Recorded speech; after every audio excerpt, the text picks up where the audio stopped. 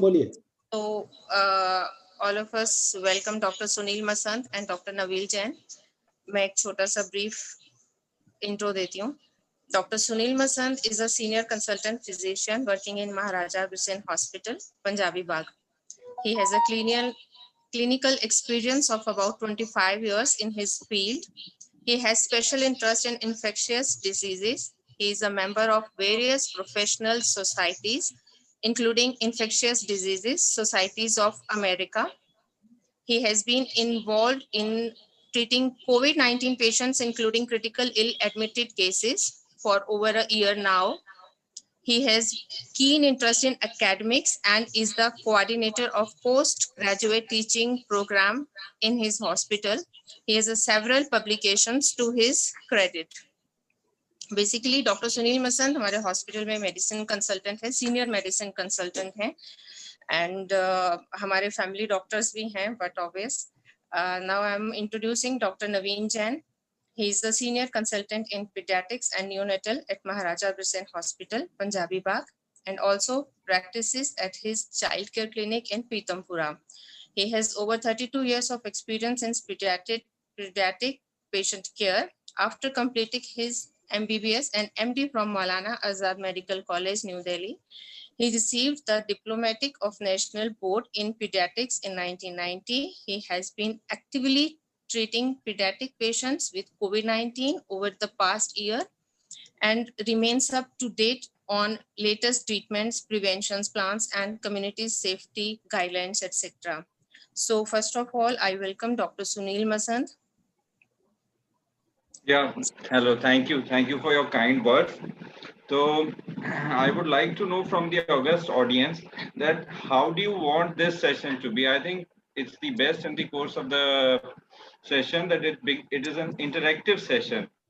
So let me make it an interactive session. Is that okay with you, Mrs. Bhatia and Mr. Agarwal?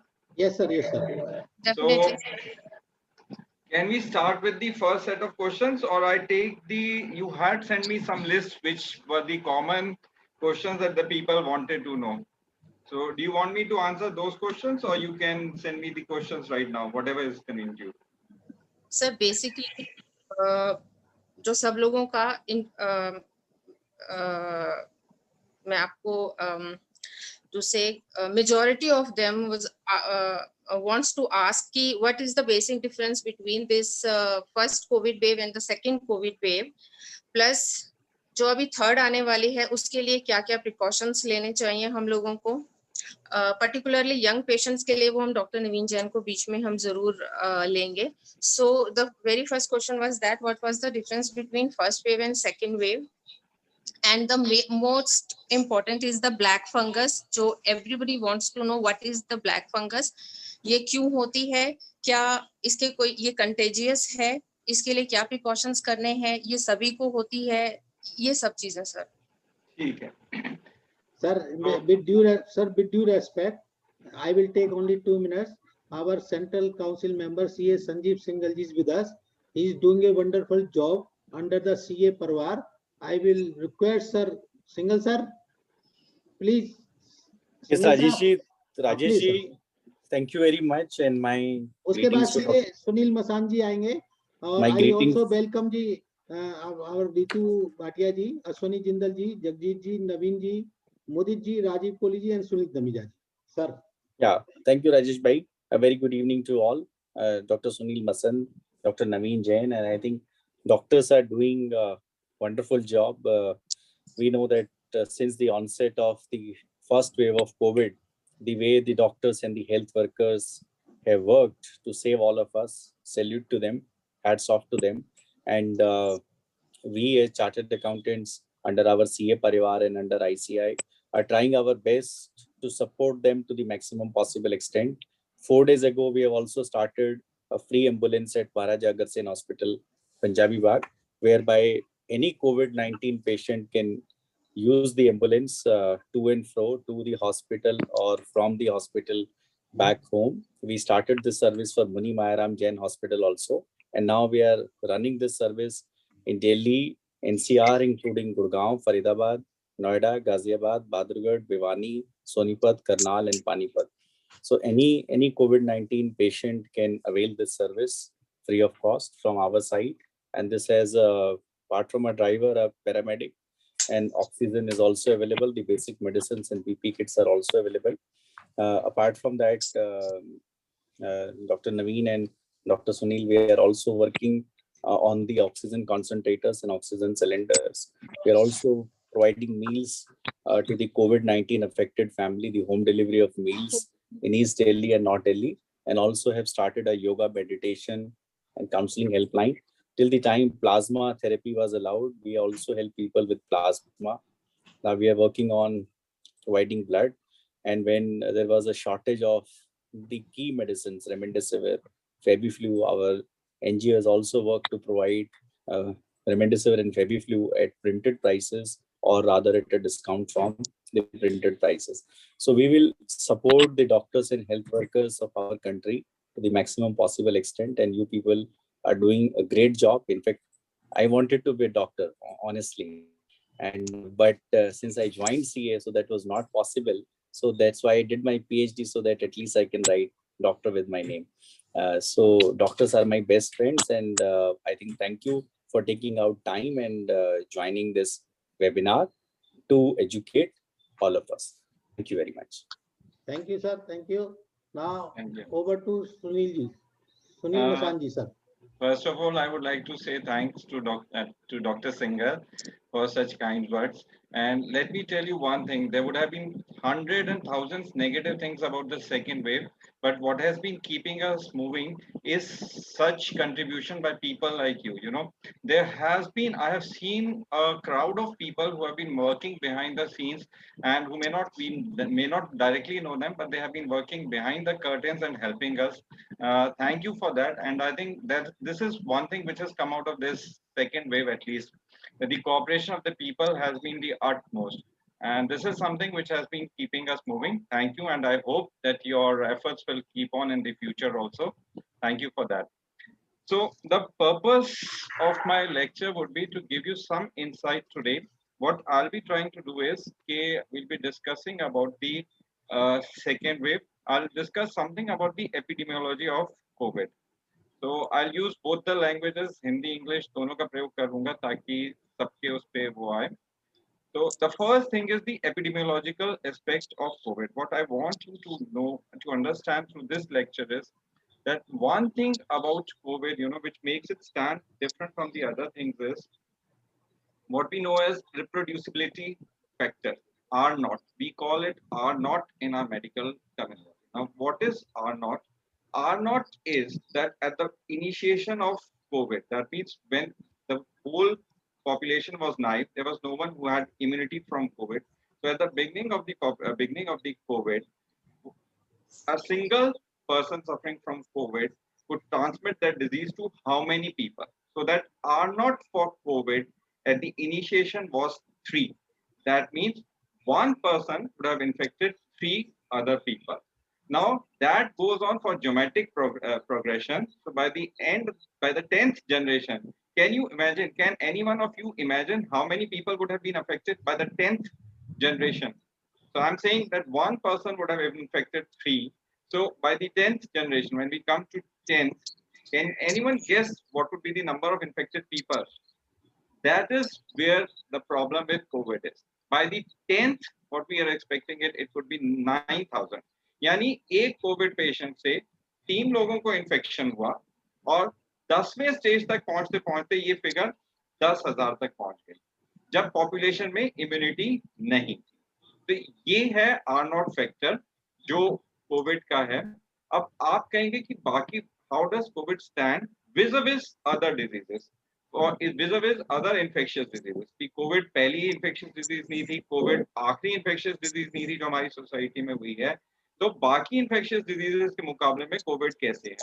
तो अगर आप इसका example flu से देखना चाहते हैं, इन्फ्लुएंजा से, इन्फ्लुएंजा में जो रिप्रोड्यूसिबिलिटी फैक्टर होता है वो 1.5 या 1.1 ऐसे होता है. लेकिन इससे ज्यादा होता है मीजल्स में. मीजल्स का रिप्रोड्यूसिबिलिटी फैक्टर आर नॉट जो होता है 16 होता है. लेकिन फिर मीजल्स से इतना खतरा क्यों नहीं था? मीजल्स क्योंकि हम ऑलरेडी वैक्सीनेटेड है. So that is the difference. R naught is the important thing about COVID which we have to take care. Now the first question that was given to me, what is a wave? लोग ये जानना चाहते हैं कि wave कैसे है। Wave अगर आपको ध्यान है, जब हम वेव बनाते थे तो कैसे बनाते थे, यूं ऊपर गया और नीचे कर्व आया, ठीक है, इसको हम कहते हैं वेव। तो जो हमारे एपिडेमियोलॉजिस्ट हैं, they are constantly doing work for us, वो बैठे रहते हैं, वो देखते हैं, नीचे आप प्लॉट करते हैं टाइम, और ऊपर आप वाई एक्सिस में प्लॉट करते हैं number of people affected.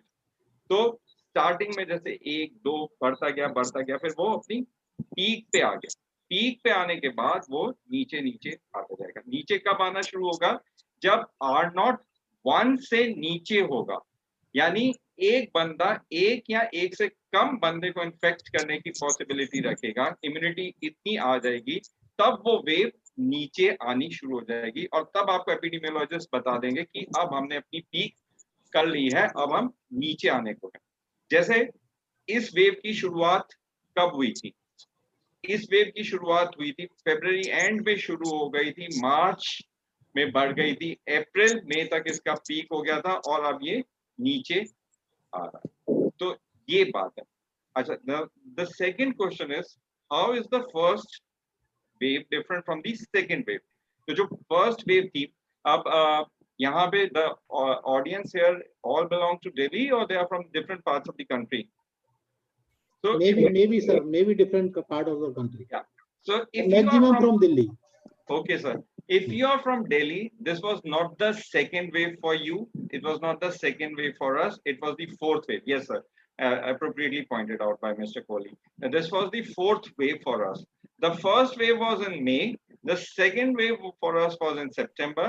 Third wave was post Diwali. We had in November, December, and this was the fourth wave. But if you take the whole country into account, yes, this was the second COVID wave.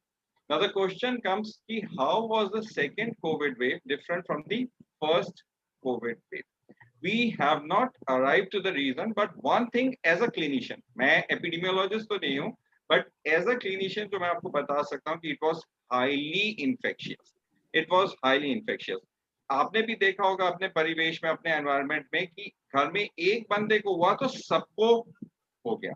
तो ये इसकी खासियत थी। तो ये एक variant था, ये म्यूटेंट था, वायरस म्यूटेंट था, लेकिन इतना जरूर हमें अभी लग रहा है कि ये इन्फेक्शियस बहुत ज्यादा था, एंड हमारे गार्ड सब नीचे हो गए थे, इसलिए this covid spread like anything. It had far and wide spread as compare to the previous covid. एक तो ये म्यूटेंट था, दूसरा हमारे गार्ड नीचे थे, और तीसरा इसकी इन्फेक्शियसनेस बहुत ज्यादा। So that is why it spread like anything. So that is about the wave. What are the waves? So it goes up, और जब reproduce R0 factor 1 से कम होने लगेगा, तब वो peak अपने आप नीचे आता रहेगा। Now the second question that was put to me was importance of immunity. Now what is immunity? Immunity is the capability of the body to fight any infectious agent. किसी भी एजेंट से लड़ने की ताकत को इम्यूनिटी कहते हैं। So how can you have that immunity?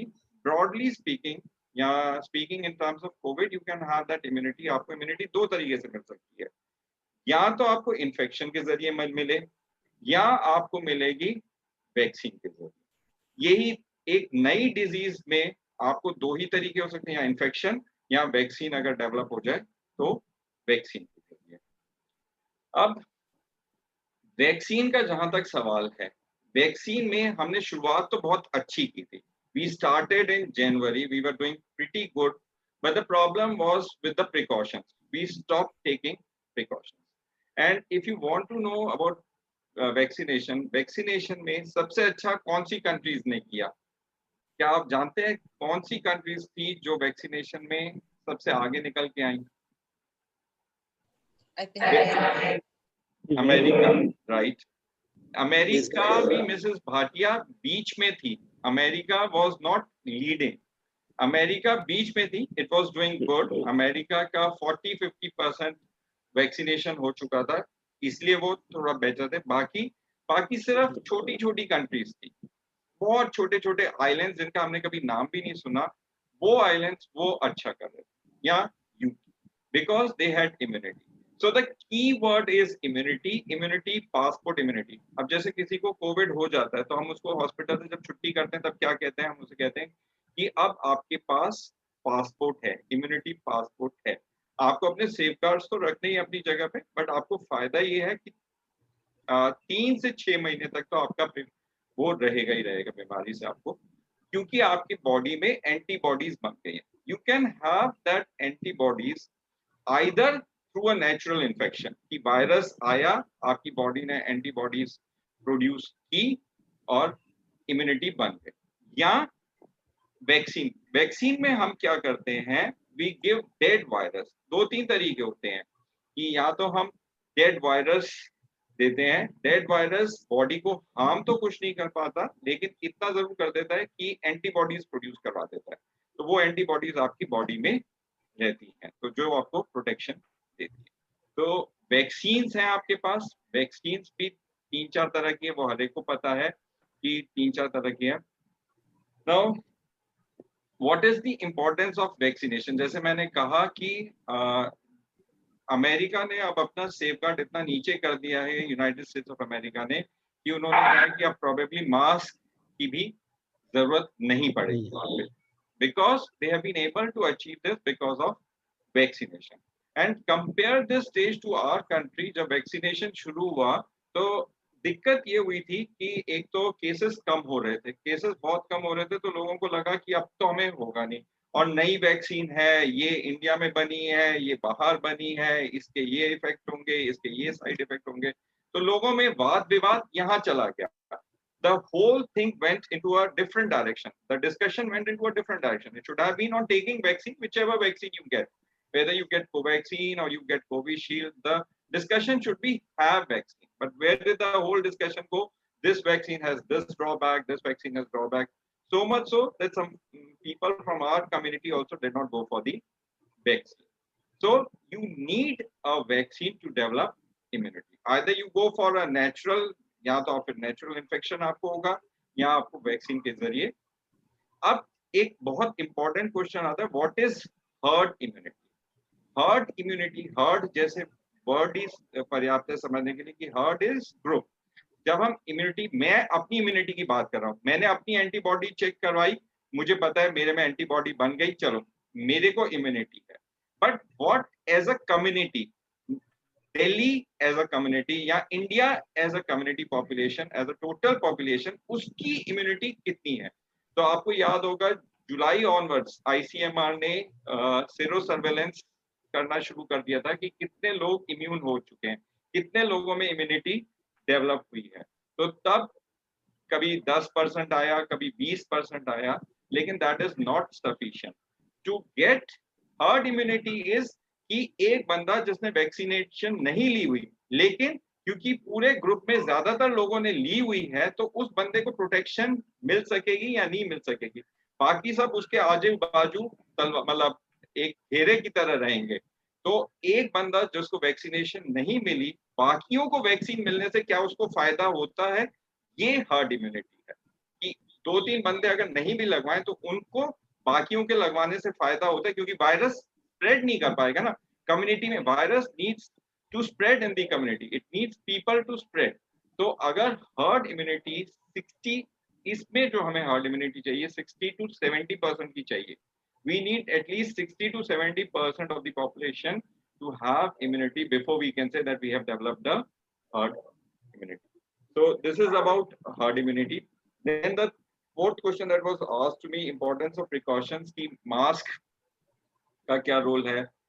Mask is the most important thing. You know, बाकी चीजें हम अपनी कंट्री में बाकी चीजें बहुत करते हैं कि काढ़ा बनाते हैं, हम तुलसी ये वो सबका सेवन करते हैं, बट ये ठीक है आप ये कीजिए, बिल्कुल अच्छी बात है इसका करना, लेकिन उससे कहीं ज्यादा जरूरी है कि that you wear a mask in public places. So much so that when it was a community spread, जब अब बहुत ज्यादा स्प्रेड हो रहा था, तब तो कई लोग ये भी एडवोकेट कर रहे थे कि आप घर में भी मास्क का प्रयोग करें, क्योंकि इतना ज्यादा स्प्रेड हो गया था। So mask is one thing which is definitely going to prevent and protect us. अभी भी what I am anticipating is कि अब जैसे पीक कम हो जाएगा, खत्म हो जाएगा, what I fear most is कि लोगों की मेमोरी जो होती है बहुत शॉर्ट होती है. पीपल फॉरगेट कि ये जो हमारी काली रात गुजरी, ये जो हमारे 2 महीने 1-2 महीने गुजरे, लोग भूल जाएंगे कि ये रात भी कभी जिंदगी में आई थी, सिवाय उनके जिन्होंने अपनों को खोया है, बाकी सब याद नहीं रखेंगे. तो फिर से लोग मास्क उतारना शुरू कर देंगे, फिर से आपको पब्लिक प्लेसेस में भीड़ लगेगी, वो सब फिर से चालू हो जाएगा. यही चीज हम ऑब्जर्व कर रहे थे दिवाली के टाइम पे. हमने देखा दिवाली के टाइम पे भीड़ थी मार्केट में. आप लोग तो सीए हो, आपसे मेरी ये रिक्वेस्ट रहेगी कि यू सजेस्ट, आप गवर्नमेंट को सजेशंस दीजिए कि कैसे किया जाए कि बिजनेस भी अफेक्ट नहीं हो और उसके साथ साथ मतलब लोग अपनी प्रिकॉशंस और प्रिवेंशन सारे फॉलो करते रहे. This is one thing which is very important, wearing a mask till you achieve immunity to the level of what America has done.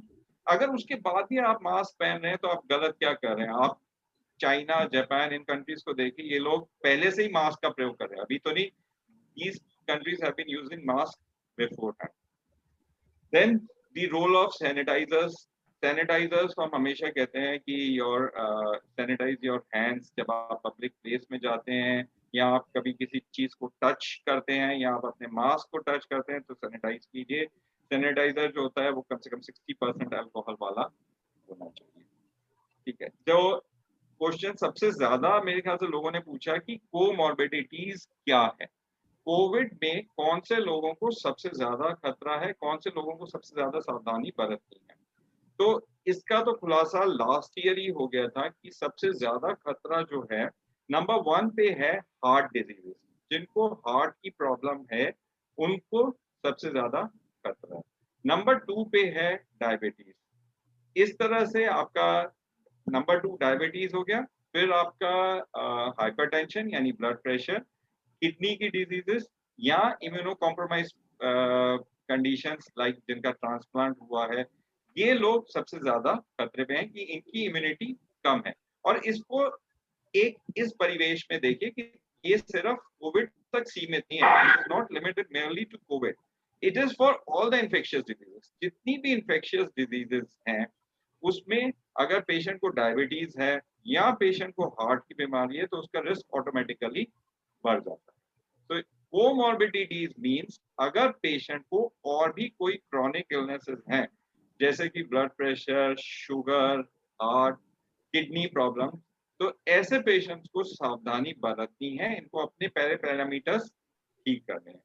तो ये है शुगर के बारे में. शुगर और अदर कोमॉर्बिडिटीज, ये है सबसे ज्यादा कोमॉर्बिडिटीज. और दूसरा फैक्टर जो आता है वो एज का फैक्टर आता है. जैसे 80 आप में जो मोर्टेलिटी है वो 16% हो जाती है. 70 टू 80 के बीच में वो 8% हो जाती है. 60 से आप में 4% हो जाती है. तो एज भी एक फैक्टर है. आपने लास्ट जो फर्स्ट वेव आई थी उसमें देखा था, उसमें सबसे बड़े शिकार जो हुए थे वो एल्डरलीज हुए थे. एल्डरलीज को सबसे ज्यादा कोविड ने पकड़ा था.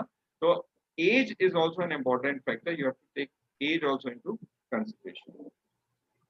और जो सबसे ज्यादा लोगों के जहन में सवाल है वो है ब्लैक फंगस का, राइट, म्यूकर माइकोसिस. इसके बारे में लोगों के बहुत सारी शंकाएं हैं.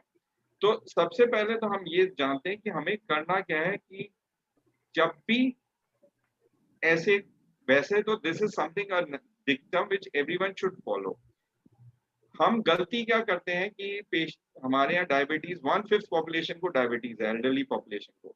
बट एक बार डॉक्टर को दिखा के हम फिर सालों सालों तक वही दवाइयाँ चल रही होती हैं. ना हम अपना 3 महीने का कंट्रोल देखते हैं, ना हम ब्लड शुगर देखते हैं, ना हम ब्लड प्रेशर चेक करवाते हैं, ना हम किडनी चेक करवाते हैं. हमारी वही दवाइयाँ सालों साल से चल रही होती हैं. कई बार लोग हमारे पास प्रिस्क्रिप्शन लेके आते हैं कि आपने 2 साल पहले लिखी थी, मैं तो वही दवाई, मेरी शुगर ठीक है, मैं वही दवाई चालू हूँ. तो ये सबसे बड़ा इंपॉर्टेंट फैक्टर है कि जिन पेशेंट्स को क्रॉनिक इलनेस है वो, उनके लिए ये टाइम है कि अपने आप को वो ठीक रखें, अपनी शुगर को बिल्कुल कंट्रोल करें, HbA1c लेवल बिल्कुल ठीक रखें, ब्लड प्रेशर आपका बिल्कुल ठीक होना चाहिए. जिनको हार्ट की दिक्कत है वो अपने हार्ट के डॉक्टर से मिलें और अपना हार्ट का, उनका जो स्टेटस है, उनका जो हार्ट का फंक्शनल स्टेटस है वो ठीक होना चाहिए. किडनी वाले पैरामीटर्स अपने ठीक करें. तो ये चीजें हैं जो लोगों को ध्यान देनी होती है.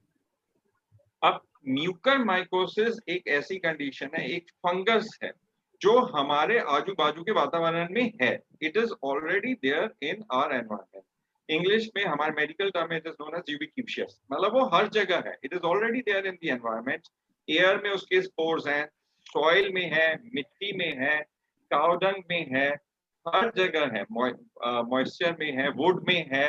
तो ये फंगस ऑलरेडी है आपके और मेरे आजू बाजू। अभी जब हम बात कर रहे होंगे तो हो सकता है हमारे बाहर गार्डन में वो फंगस हो, हमारे घर में वो दीवारों पे वो फंगस हो, बट क्योंकि मैं एक इम्यूनो कॉम्प्रोमाइज बंदा नहीं हूँ, मेरी इम्यूनिटी स्ट्रॉन्ग है, तो मेरे को वो फंगस अफेक्ट नहीं करेगा। लेकिन जब मेरी इम्यूनिटी डाउन हो जाती है किसी भी कारणवश से, चाहे वो शुगर हो, चाहे वो HIV हो, या कोई भी ऐसी बीमारी जिससे इम्यूनिटी कम हो जाती है, तो ये फंगस मुझे जल्दी लग सकता है। अच्छा, अभी कोविड के केस में क्या हुआ कि जब हम कोविड के पेशेंट्स ट्रीट कर रहे थे, तो जो हमारे वैज्ञानिकों ने बताया, हमें दो चीजें बताई कि दो चीजें, आप बाकी कुछ करो या ना करो, इन दो चीजों से पेशेंट्स को फायदा होता है। एक उन्होंने बताया ऑक्सीजन, और दूसरा उन्होंने बताया हमें स्टेरॉइड। उन्होंने कहा कि ये दो चीजें आप पेशेंट पे प्रयोग कीजिए, तो ये दो पेशेंट, इन दो चीजों का यूज करने से पेशेंट जल्दी बेटर होंगे और आप उनको सेव कर सकोगे, आप उनको बचा सकते हो। अच्छा, जिन दो चीजों से वो कहते हैं ना, घर में आग लेने आई थी और घर ही जला दिया, तो जिन दो चीजों से फायदा होना था उन्हीं से फिर वो नुकसान भी हुआ। ऑक्सीजन, कई बार अगर सिलेंडर साफ नहीं हो, पानी उसमें जो यूज होता है वो साफ नहीं होता, और स्टेरॉइड अगर ज्यादा यूज करते हैं तो उससे शुगर बढ़ जाती है। तो ये दो रिस्क फैक्टर होते हैं, इन्हीं दो रिस्क फैक्टर से लोगों में म्यूकर माइकोसिस यानी फंगस होने के ज्यादा संभावना हो जाती है। अब ये डेंजरस क्यों होता है, क्या होता है? ये स्पोर्स होते हैं फंगस के, जो नाक से एंटर करते हैं, नाक से एंटर करके हम यहाँ पे हमारे साइनसेस होते हैं, यहाँ पे हमारे साइनसेस होते हैं, तो वो साइनसेस में चले जाते हैं। अच्छा, ये फंगस इतने भयानक होते हैं कि ये हड्डी भी खाना शुरू कर देते हैं, तो ये आंख में चले जाते हैं और फिर ये हमारे ब्रेन में चले जाते हैं। तो म्यूकर माइकोसिस की दो तीन कैटेगरीज होती हैं। एक तो जो साइनोसाइटिस करे, ज्यादातर वो साइनोसाइटिस करता है, कई बार वो लंग्स में चले जाते हैं, लंग्स में दिक्कत पैदा करते हैं, और तीसरा वो स्किन में भी हो सकते हैं। तो ये तीन चार चीजें हैं जो म्यूकर करते हैं, जो फंगस, जिसको हम आम भाषा में ब्लैक फंगस कहते हैं। तो और ब्रेन में चला जाता है तो वो और हानिकारक होता है। इसमें एक तो इलाज बहुत डिफिकल्ट है क्योंकि थेरेपी लंबे टाइम तक देनी पड़ती है, दूसरा क्योंकि ये हड्डियों को भी खाता है, इतना खतरनाक फंगई है कि ये हड्डियों को भी खाता है, तो कई बार इसमें हमें सर्जरी भी करनी पड़ती है, जो इन्फेक्टेड एरिया है उसको क्लियर करना पड़ता है, उसको खाली करना पड़ता है, नहीं तो ये फंगस स्प्रेड करता रहता है। तो ये दिक्कत है, इसीलिए ये फंगस खतरनाक हुआ। अच्छा, दिक्कत क्या आई इस बारी? ये फंगस ज्यादा इसलिए आया क्योंकि हमारे पास ऑक्सीजन भी नहीं था, ऑक्सीजन की भी कमी थी, हमें सबको पता है कि ऑक्सीजन की कमी थी। तो क्लिनिशियंस को ज्यादा से ज्यादा ये था कि पेशेंट को उस सिचुएशन से बचाया जाए कि उसको ऑक्सीजन की रिक्वायरमेंट हो, और उसको पहले ही, क्योंकि बेड की भी दिक्कत है, तो पहले ही उसको तो स्टेरॉइड का यूज भी काफी ज्यादा हुआ। बट वो steroid is an essential part of the treatment, it is an essential part of the treatment. तो उस वजह से ये फंगस ज्यादा फैला, और जिनकी शुगर पहले से ही कंट्रोल, मान लीजिए कि कोई पहले से ही 250-300 शुगर लेके चल रहा था, अब शुगर का पता तो चलता नहीं है, 200-250 में भी बंदा आराम से, जो डायबिटिक पेशेंट है वो आराम से अपना जीवन बसर कर सकता है बिना किसी दिक्कत के। ये तो उसको जब पता चलता है कि भाई 250-300, तब उसको लगता है, अदरवाइज 250-300 पे भी उसकी आम जिंदगी चल सकती है। जब वो 250 पे उसकी शुगर वैसे ही चल रही थी, स्टेरॉइड आया, एक तो उसके पहले से ही दिक्कत थी, ऊपर से स्टेरॉइड, तो स्टेरॉइड ने हालत और खराब कर दी कि जो 250 वाली शुगर थी वो 350-400 पे चली गई। हालांकि हॉस्पिटल में तो हम कोशिश करते हैं कि इंसुलिन से उसको वो किया जाए। अब ये जब बात चली रही है ट्रीटमेंट की, तो एक और चीज मैं आप लोगों से शेयर करना चाहूंगा, क्योंकि आप लोगों को बहुत वो होती है, आपकी जिज्ञासा होती है, आपके जब भी अपने कभी कोविड से ग्रस्त होते हैं या हॉस्पिटल में भर्ती होते हैं, तो आप जानना चाहते हैं कि ये सब क्या हो रहा है। कोविड में आपको मैं एक बहुत सिंप्लीफाई तरीके से बताता हूँ कि कोविड में होता क्या है। कोविड इन्फेक्शन के दो फेज, हम कोविड को दो फेज में डिवाइड कर देते हैं। पहला फेज होता है इन्फेक्टिव और दूसरा फेज होता है इन्फ्लेमेटरी। पहला फेज इन्फेक्टिव वो होता है जिसमें फीवर होता है, बंदे को टिपिकली सोर थ्रोट होता है, बुखार आएगा, उसको गले में उसको दिक्कत रहती है। इनिशियली 7 दिन, 5 से 7 दिन जो होते हैं वो इन्फेक्टिव स्टेज में होता है, और ये वही स्टेज होती है जिसमें वो अपने पास वाले बंदे को कोविड कर सकता है। मतलब उसकी फैलाने की क्षमता इन 5 से 7 दिन में सबसे ज्यादा है कि he can spread the disease to his family members, his friends or his colleagues wherever he is going. He can spread the disease in those 5 to 7 days. जब बुखार वो होता है, बुखार होता है, गला खराब होता है, तब ये दिक्कत ज्यादा होती है। ये होता है शुरू के 5-7 दिन, ठीक है। उसके बाद अगला फेज आ जाता है इन्फ्लेमेटरी फेज। इन्फ्लेमेटरी फेज यानी सूजन। इस वक्त क्या होता है, वायरस तो मरने शुरू हो जाते हैं, वायरस बॉडी से मर रहे हैं, लेकिन वायरस के अगेंस्ट जो बॉडी का रिएक्शन हुआ, उसने कुछ ऐसे पदार्थ, कुछ ऐसे सब्सटेंसेस प्रोड्यूस किए जिसने पूरी बॉडी में इन्फ्लेमेशन कर दिया। सबसे ज्यादा ये इन्फ्लेमेशन देखी जाती है लंग्स में, सबसे ज्यादा लंग्स में ये इन्फ्लेमेशन देखी जाती है। जो निमोनिया होता है, जो पैचेस बनते हैं, 25 का स्कोर होता है, लोग आके बताते हैं 14/25 हो गया, 15/25 हो गया।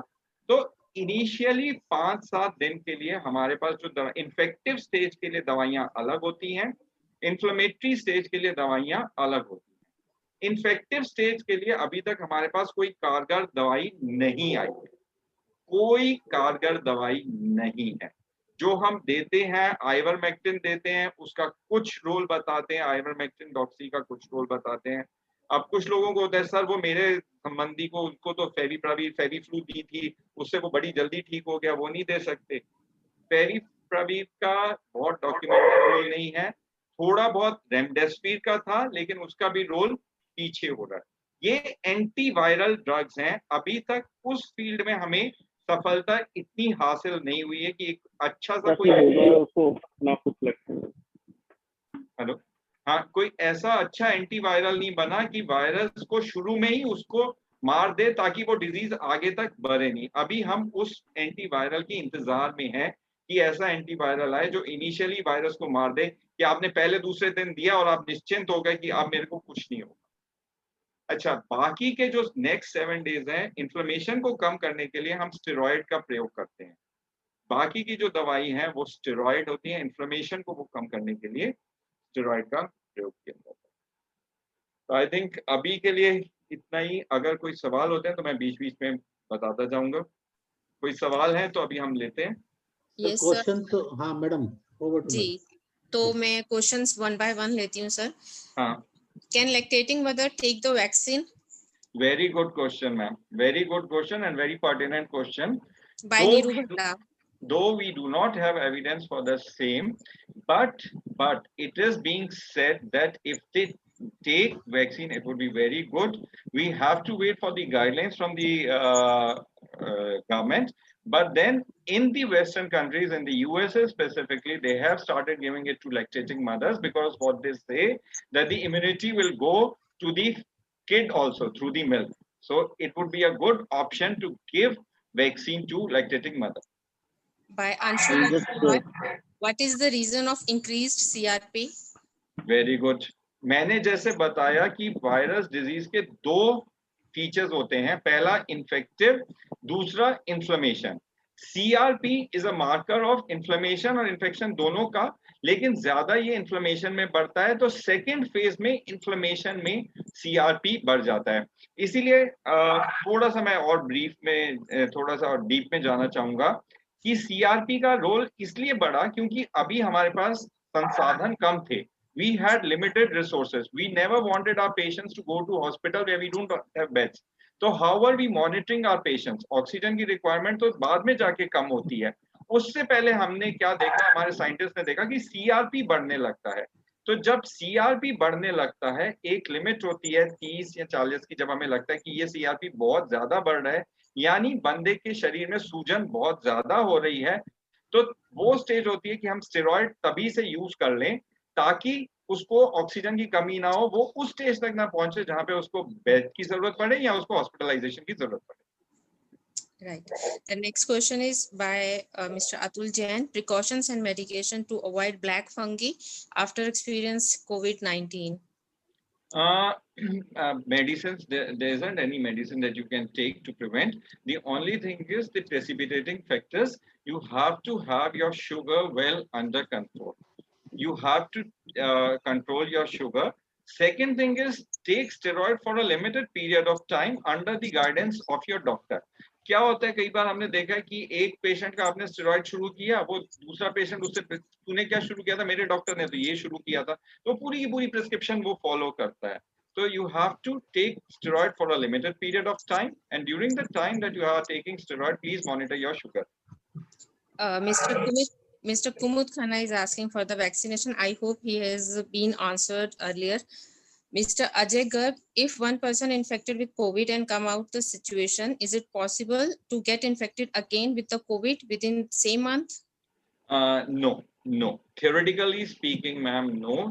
Sir, theoretically speaking, it is no. Reinfection is a rare phenomena, but at least for the initially 3 to 6 months is not known to occur. Rati Pradhan, my mom was discharged on 10th May, and however, her 14 days of quarantine getting over, her oxygen level is still fluctuating between 90 to 95. She's 68. She's doing pranayam, have hot water, nutrition, etc. How much time will it be increase her oxygen?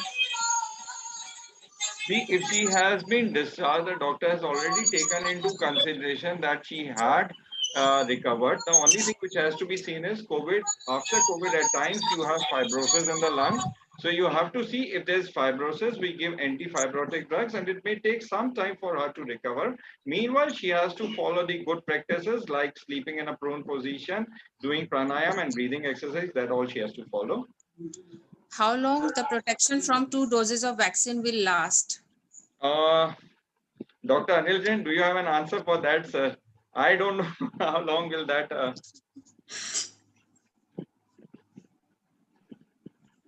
We don't have any answer to that answer. Yeah. Can you hear me, please? We don't have a clear-cut answer because even after 2 doses, a lot of doctors themselves have been infected with the virus in the second wave. But fortunately, large number of them have recovered by home isolation only, and they didn't really require. But unfortunately, there have been some deaths also in doctors who have received 2 doses of vaccine as well. So the jury is still out, and we have to wait for more data to come. Dr. Naveen Jain, I think अब आप mic ले लें, because जो third wave आ रही है उसके लिए कई लोगों के जहन में ये क्वेश्चन उठ रहे हैं कि it is very dangerous for the young kids. क्या प्रिकॉशंस लेने चाहिए? क्या ये सच है कि ये थर्ड यंगर किड्स के लिए बहुत डेंजरस है? क्या प्रिकॉशंस और क्या क्या सिम्टम्स रहेंगे वो सब चीजों के लिए? I am handing over to you sir. Screen में स्लाइड शो कर दूंगा, स्क्रीन शेयर करके. जी सर, करिएगा प्लीज. मैं करता हूँ.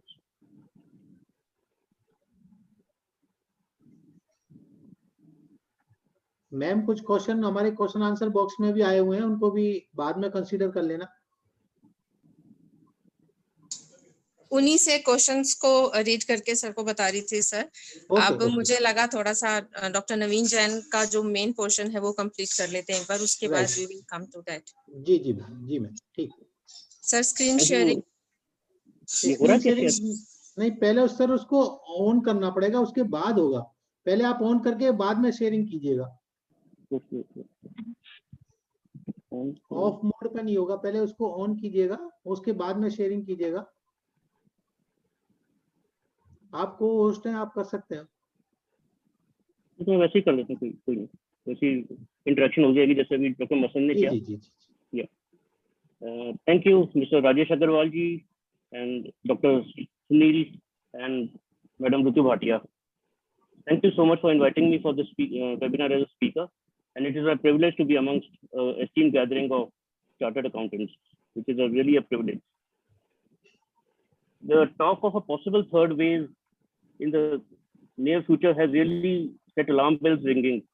And as a child specialist, I shall definitely attempt to answer some of the concerns of all parents and grandparents about this third wave, which is just to highlight some basic facts about third wave, about COVID in children.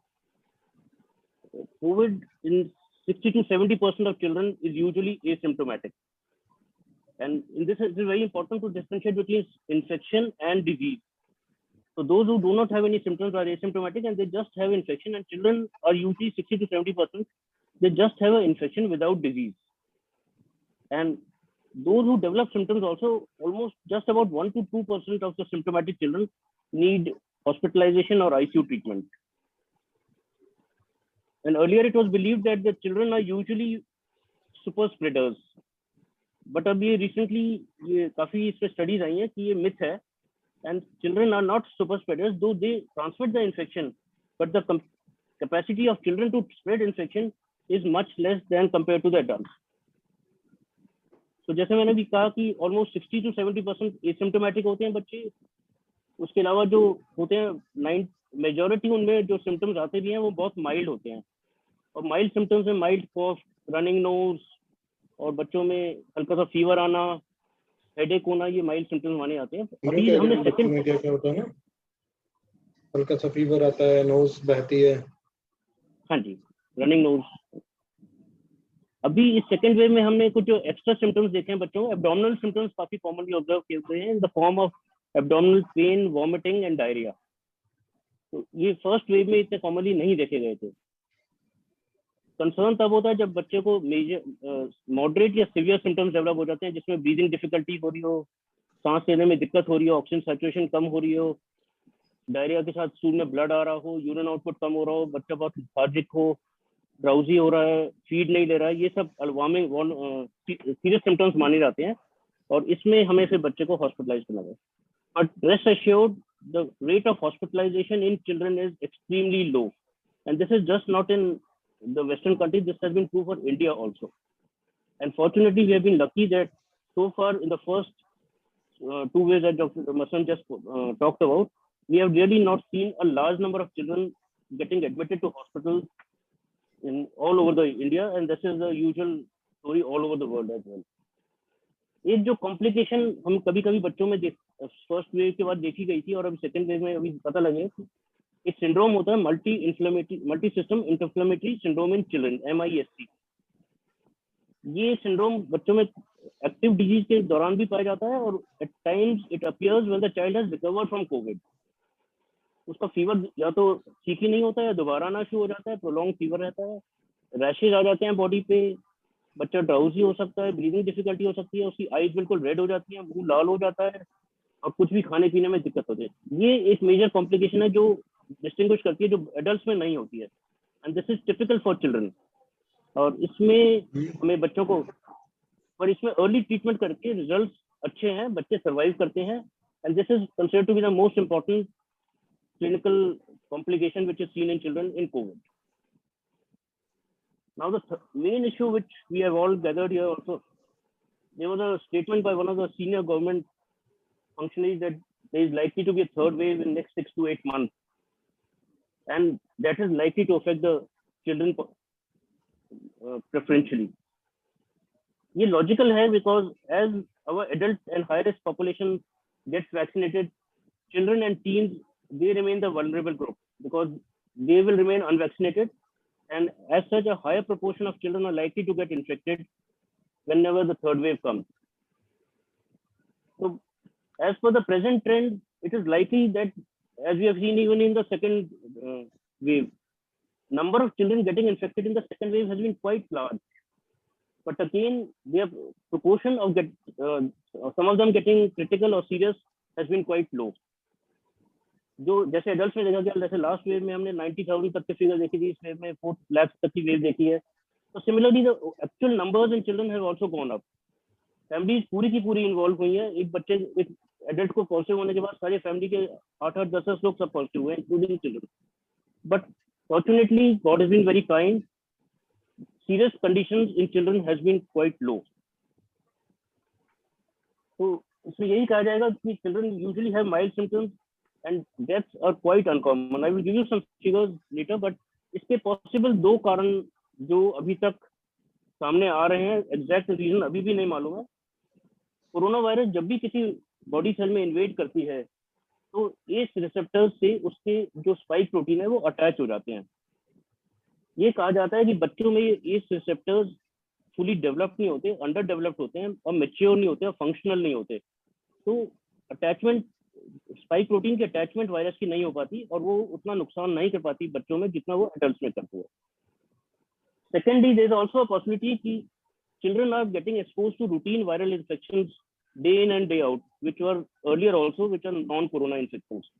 And as such, their immune system is much more active and they help to produce more antibodies to fend off the coronavirus at the earliest. At present, and this is endorsed by WHO also, Dr. Soumya Swaminathan, he has also endorsed that at present, there is no evidence to suggest that the third wave will predominantly affect children. And as the fears are that it is very unlikely that our pediatric care services will be overwhelmed due to a large number of cases of severe infection who will require ICU care. So ये एक अभी possibility है, but certainty नहीं है.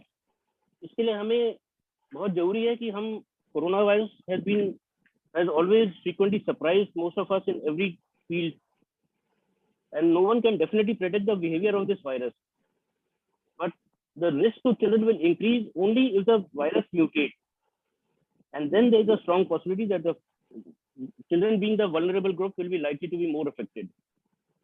Hence, it is very important that our health services should be fully geared up to tackle this eventuality, because it is always better to be safe rather than sorry.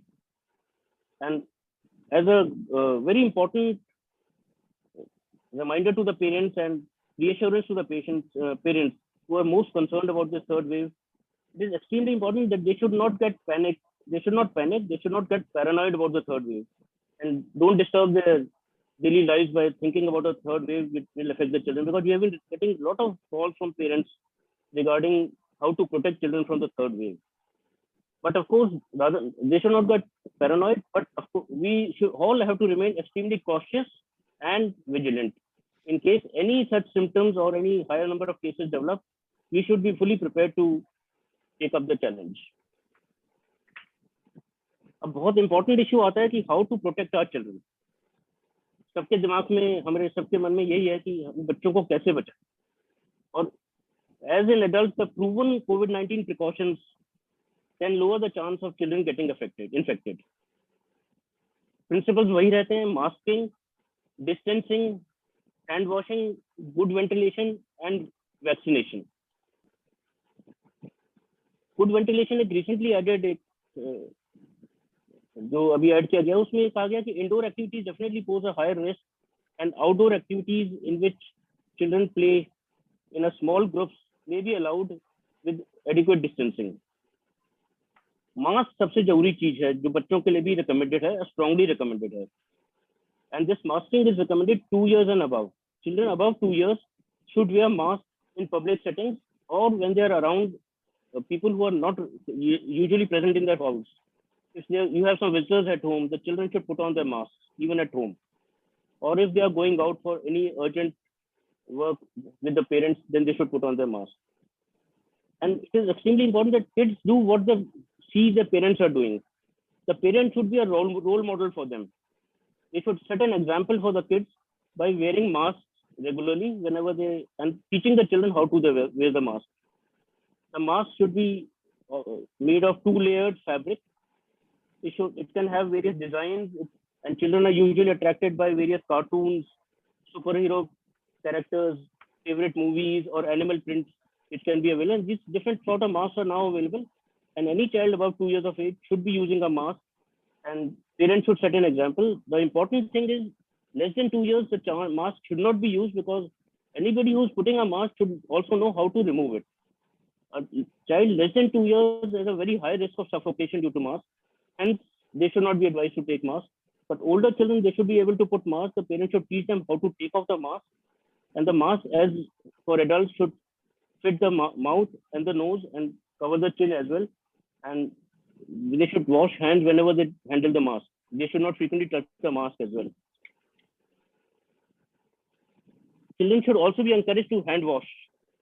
Just as in adults, soap and water hand washing for about 20 seconds. But just to maintain their rhythm and discipline of hand washing, the children should be encouraged to sing ABC while in 20 seconds they can complete the ABC and hand wash. So this is one way.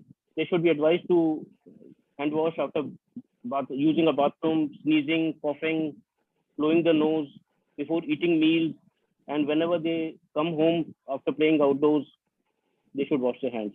There can be some systems of a hand washing superhero badge, which can be provided by the parents as a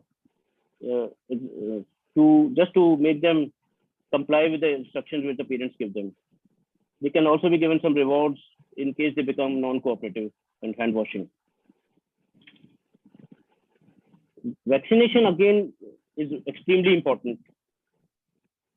And at present, regarding the status of vaccines in children and teens, there are 3 vaccine companies which are Pfizer BioNTech has approved vaccines for more than 12 years of age. And teens more than 12 years are being vaccinated in US, Canada, Singapore, and UAE. Moderna vaccine, they have started a trial for children 6 months to 12 years of age. A KidCO study is underway. Of course, it will take time. Even Pfizer is taking up a study very recently. They're going to start the study, and they expect the results to come by September or October. They will be doing again in 6 months to 12 years age. Covaxin now Indian vaccine has been approved for a phase 2, phase 3 trial in 2 to 18 years of age group. But the problem with vaccine trials in children comes with 2 main issues. One is the sample size. We don't get a lot of volunteers, easy volunteers to take up. And ethical issues are definitely involved in doing trials in children.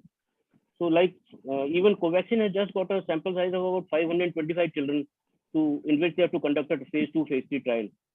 Based on the findings of the trial, the vaccine may or may not be approved for pediatric use.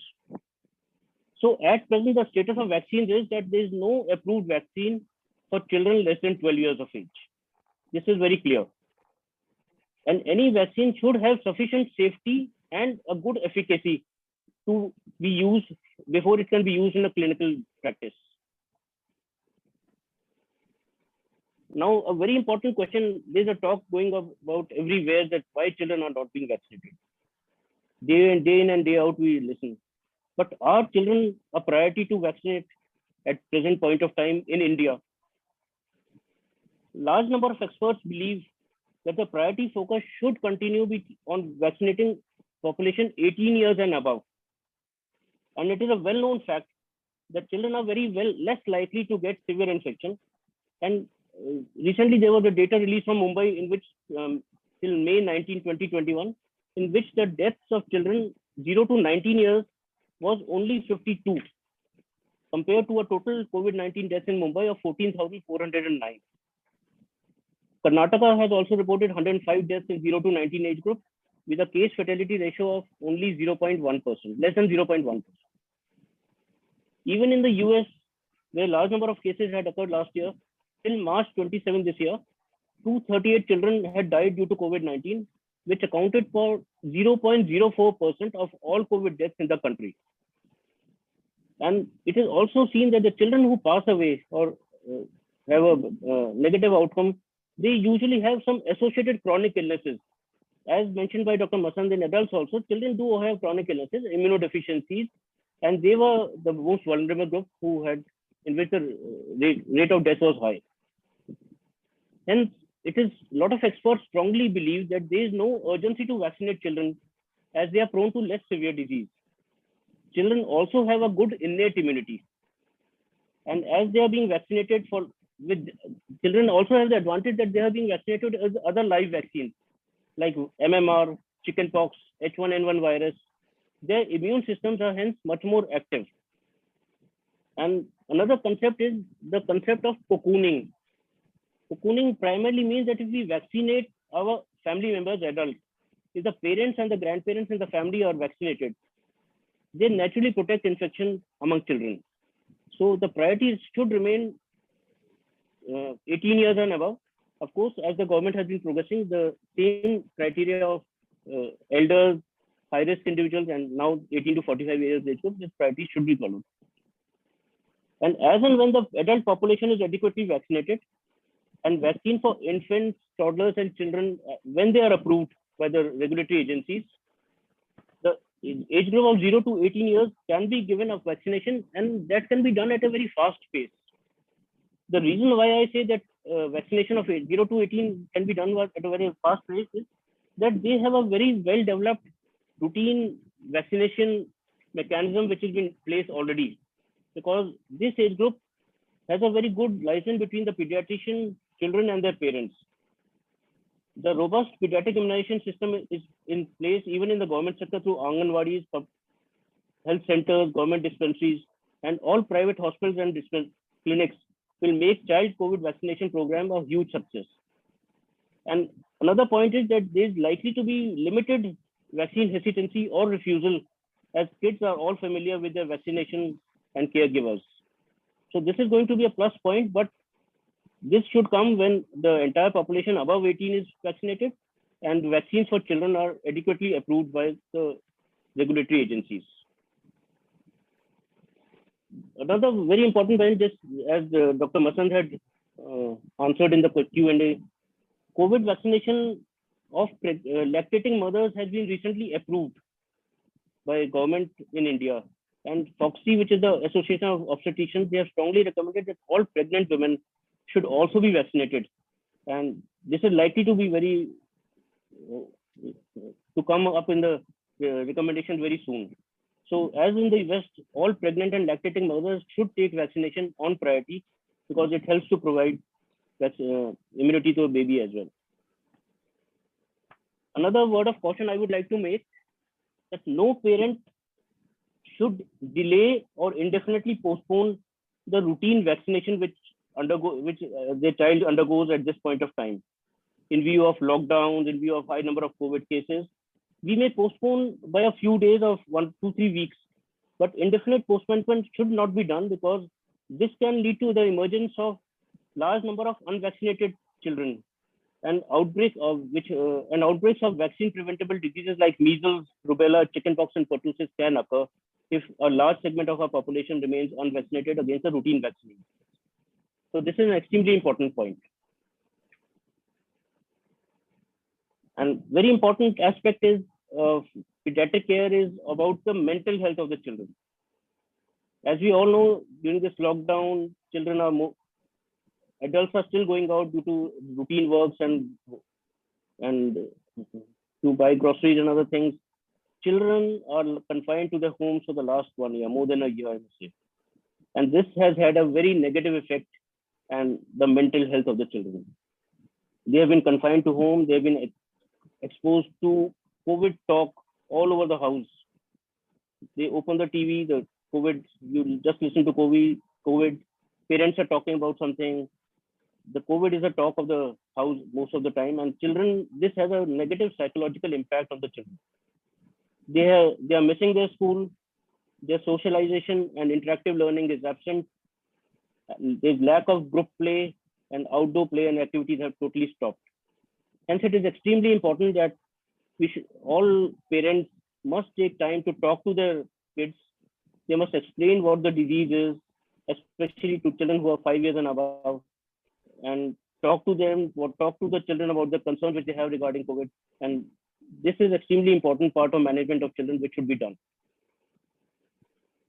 Thank you. In case of any questions, I would be glad to answer.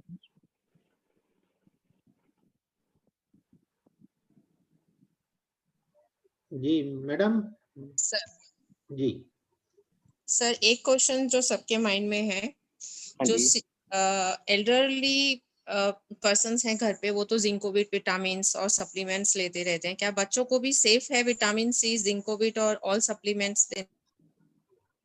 एक तो बहुत अच्छा सवाल है आपका। एक तो बहुत इंपॉर्टेंट चीज है कि कोई ऐसी टैबलेट या पिल नहीं है जो कोविड से प्रिवेंट कर सके।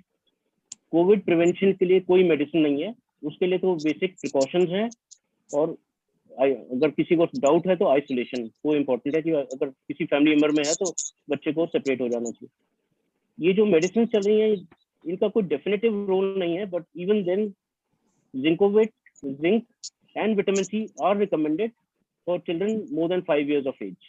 This has been recommended even by the Ministry of Health and Family Welfare and in conjunction with Indian Academy of Pediatrics. But less than 5 years इनका भी कोई डेफिनेट रोल नहीं है। आइवरमेक्टिन बच्चों में यूजुअली 9-10 साल से पहले दी नहीं जाती है। एजिथ्रोमाइसिन जो काफी कॉमनली यूज की जाती है, उसका पर्पस प्राइमरी है कि इन केस अगर कोई बैक्टीरियल इन्फेक्शन साथ में गले में अगर बच्चे को थ्रोट सिम्टम्स हैं तो गले में अगर कोई बैक्टीरियल इन्फेक्शन साथ में है तो उसको कवर करने के लिए एजिथ्रोमाइसिन का रोल है। अदरवाइज कोविड के अगेंस्ट कोई भी दवा ऐसी रामबाण नहीं है जो हम कह सकें कि उससे बच्चे को कोविड नहीं होगा या हल्का कोविड होगा। इम्यूनिटी तो बढ़ सकती है सर। इम्यूनिटी बढ़ सकती है। इम्यूनिटी बढ़ाने के लिए ये प्राइमरी दी जा रही है कि इन द होप कि इम्यूनिटी बढ़े, but the results are still not known.